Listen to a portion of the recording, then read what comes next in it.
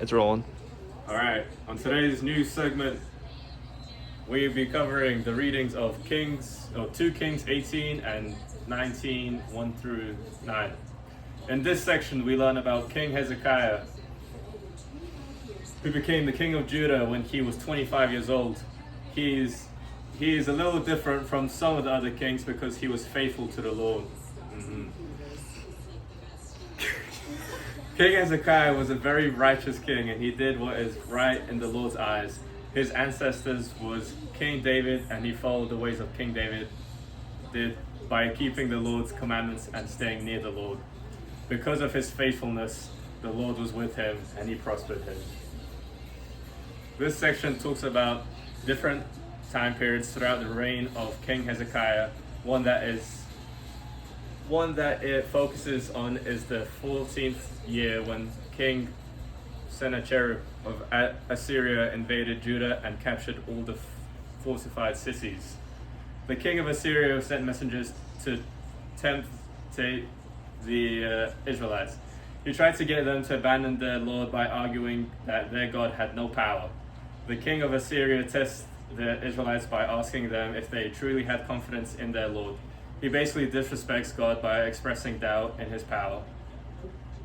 He reasons that he has overtaken Judah without the help of the Lord, so how can the Lord, the God of Israel, by Almighty, if Assyria can overthrow the city of Judah?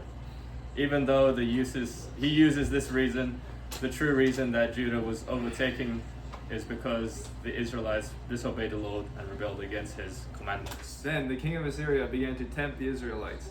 He tried to get them to abandon the Lord by arguing that God has no power. He says that if they come out to him and make peace, he will give them 2,000 horses. They will be allowed to eat from their own vine and drink water from their own cisterns. He also tries to get the Israelites to turn against King Hezekiah by basically saying King Hezekiah is wrong, the Lord doesn't watch over Israel, and King Hezekiah has no authority over them. When King Hezekiah heard of these events, he tore off his clothes. He covers himself with sackcloth, and he goes into the house of the Lord.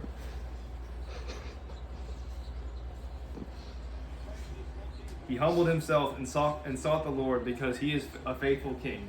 King Hezekiah knows that if he seeks the Lord will provide because he has in the past.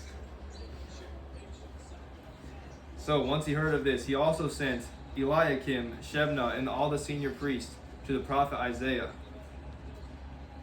Isaiah says to the Israelites that they should not be afraid because the Lord will watch over them and provide.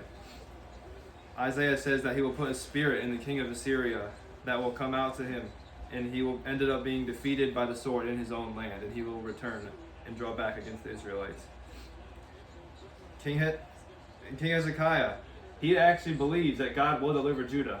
King Hezekiah, why do you believe that God will deliver Judah from the Assyrians? King of Assyria, man. I mean, I know my God's all powerful, man. He came over there and he was talking all blasphemous, man.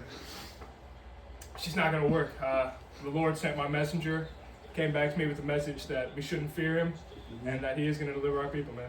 Yes, he will. And now, a question for you guys. Why did King Hezekiah tear off his clothes and put on sackcloth before going into the house of the Lord? Why don't you think about that and let us know?